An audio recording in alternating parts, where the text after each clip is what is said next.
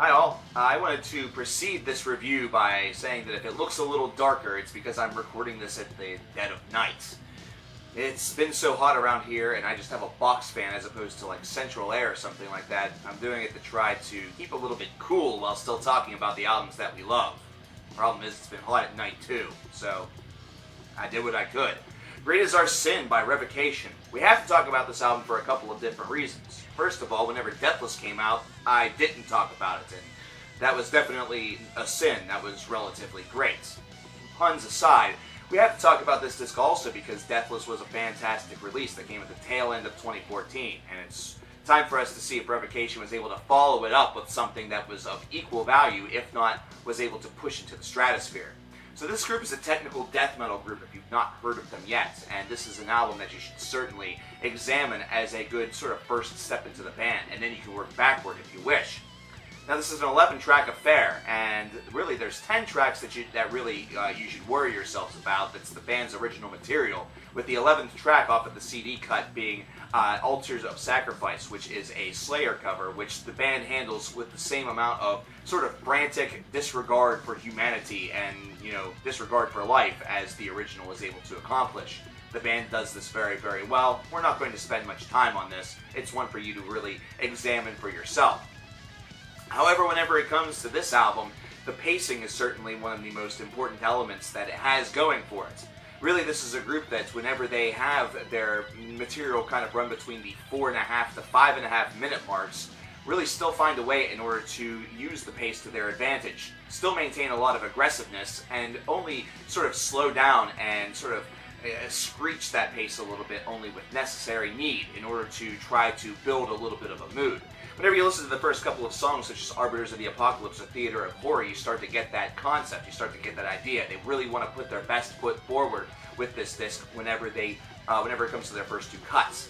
It's something where that guitar sort of swirls around the technical riffs that are able to really layer themselves over top of the real aggressive drumming that you get, and really that thick bass sound. It's something that just aids those really gargly vocals, those snarls that you hear off of this cut in order to really give it a sense of power and an early sense of purpose. So Revocation is essentially looking at what they've done from Deathless and recognize that keeping that foot on the accelerator and keeping that songwriting plateau really at the position where they are comfortable is one thing that's going to lead them to maybe having a nice stretch of albums, considering this is one that's following up the one that many consider to be perhaps the best of their career.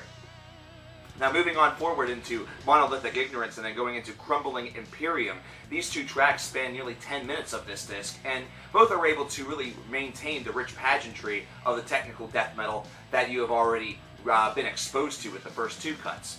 We get our first element of pacing really coming into play with the latter of those two, Crumbling Imperium, considering its near 5.5 minute runtime, does give them the opportunity in order to build a little bit more spacey atmosphere. And this is something that is absolutely very, very important for the band, considering it offers them a hint of diversity. Instead of them being a band that is 100% just aiming for the jugular at all times, they do have moments where they're trying to build passages of beauty. And this is something that's further displayed on track number 6, which is The Exaltation. This is an instrumental track, but this is one that needs no introduction considering it boasts a guitar solo from the great Marty Friedman, of course, formerly of Megadeth and bands such as Cacophony. But this is something that also is a real adequate space changer, either that or a side changer, if you want to call it that, between the first 5 songs and then the remaining 4 that you get off of this on the main portion of the album. 5 if you want to include the Slayer cover. This is a nice break, something that right there in the middle of the album you are really treated to some guitar heroics. You're really treated to the band showcasing why their instrumental passages have certainly gained them a reputation as one of the better practitioners of technical death metal on the planet today. This is the reason why some people will put them maybe a little bit below groups such as Obscura or the Faceless, but they're at least in the same conversation. They're still a group that has a lot of viability, and they're seen as a group that perhaps doesn't go to the levels of those two bands as far as the progression or as far as... They're basically a different band within the same construct, and they're one whose direct assault on technical death metal certainly paves them as one of the genre's elite. Now moving to the second half, this is where we get even more expansiveness. We get the introduction of some clean vocals on Profanum Vulgaris. This is definitely a track that can be seen as kind of odd. It's a song that its pacing actually causes it to slow the overall album down a little bit.